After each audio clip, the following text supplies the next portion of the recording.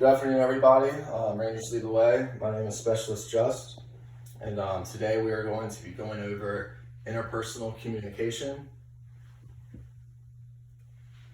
So the classification of this brief is unclassified, so there will be no sensitive information that is covered here today in today's brief. So what exactly is interpersonal communication? So interpersonal communication is communication between two or more people. It is not virtual. It occurs by having conversations in person, face to face, and it is a very vital skill to have, as we will go more into throughout the remainder of this brief. So why is it important? This type of communication is important because you're going to use it every day, soldiers, no matter what, like if you think about it or not, whenever you talk to somebody, you're using this form of communication. So it is also one of the main ways you communicate with people on a day-to-day basis. You're not always going to be, behind a computer sending emails. Like, you're constantly going to be having to talk to someone in person, regardless if it's at work or in your personal life. So an example of this is, even right now, me giving you guys this brief is a form of interpersonal communication, because I'm here in person talking to you guys, getting your feedback, and we're connecting on a personal level. Another example is just even at work on a day-to-day basis, when you're talking to your team leader, squad leader, or even your subordinates.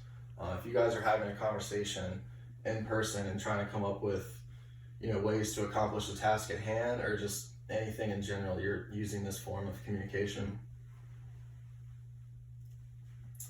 So negotiation, this is a strategic leadership skill that has to do with interpersonal communication.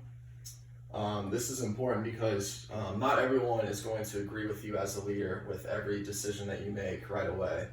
Sometimes you might have to convince people why your decision is the right one, and you're going to need to gain their support. And then sometimes you're going to need to compromise. Every good leader knows that there's going to be someone in the room or someone that you work with, regardless of if they're your superior or subordinate or equal, that's going to know a piece of information that you don't. They might know a different information about a topic. They might even know more information about something. And so a good leader is going to understand that and learn to take what they have to say and compromise in order to accomplish the common goal that's at hand. Peer leadership is also another form of interpersonal communication. It's another strategic leadership skill, and it kind of piggybacks off of negotiation, because this type of leadership is used.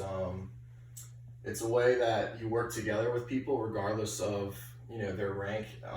You don't use a strict position of authority. So even if you outrank someone, you're still going to listen to what they have to say, and both work together to come up with a solution to whatever task you're trying to accomplish. And they also have, someone that you outrank might have some outside knowledge that you don't know yet, which they can bring that information to that table to help you guys accomplish the mission.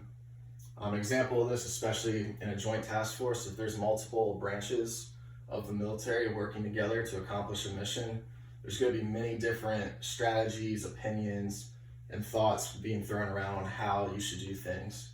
So you're going to need to use peer leadership to have conversations with these people and take account for everybody's opinion and way of doing things to be able to accomplish the common goal that's at hand. So who uses this type of communication? Leaders, obviously, but it's not only leaders that use this type of communication. Even as a follower, if you're talking to your leader, you're using it right there. And also, everyone in this room is a leader or soon will be a leader at some point. Even if you're a private, there's going to be someone new that shows up to the unit that you're going to have more experience and knowledge than, because you've been here longer. And so that makes you a leader right there, because that new private is going to come to you for the answers on the way we do things, how he should do things, just common information on how the unit works. So don't think this doesn't apply to you if you're just a private and don't have anyone under you. It does. So there are a few components of interpersonal communication.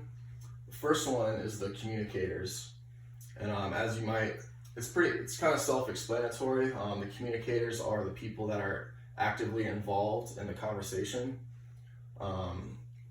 Then there's the message, and the message is the information that is being tossed back and forth. What is the purpose of this conversation? What are we trying to accomplish?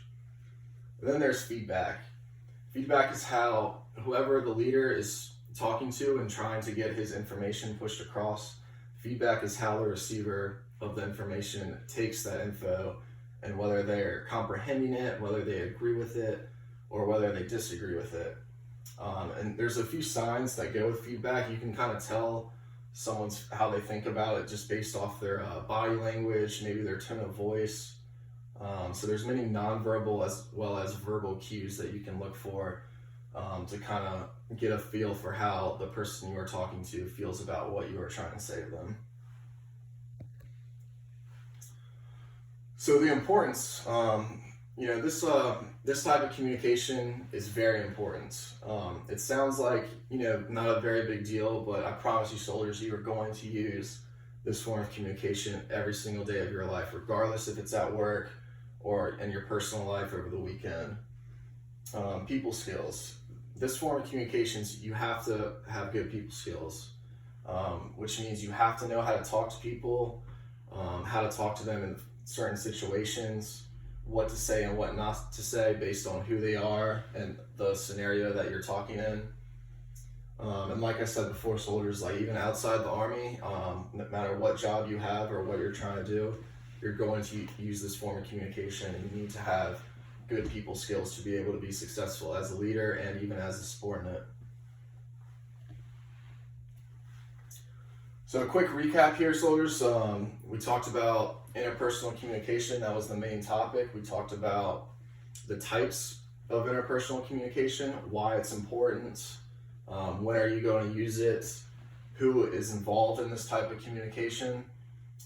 So like I said, I think this is the most important form of communication because, you're always, any important decision that's going to be made, there's always going to be a meeting in person about it. It's not always going to be through a video over the computer or through email. You're always going to be talking to someone in person. And like I said, people skills is another big part of it. You have to, soldiers, you got to know how to talk to people in a professional manner in person. If you don't learn how to do that, regardless of what stage you're at in your career, you're not going to be successful and you're not going to move forward. So at this time, I'm going to open up the floor to any sustains or comments that you guys might have. Or if there's any questions, I will be handing out a handout concluding this brief for you guys to take home. And I recommend studying tips on how to improve your people skills and how to improve your communication in general. So at this time, soldiers, if there's no further questions, this will be the conclusion of this brief.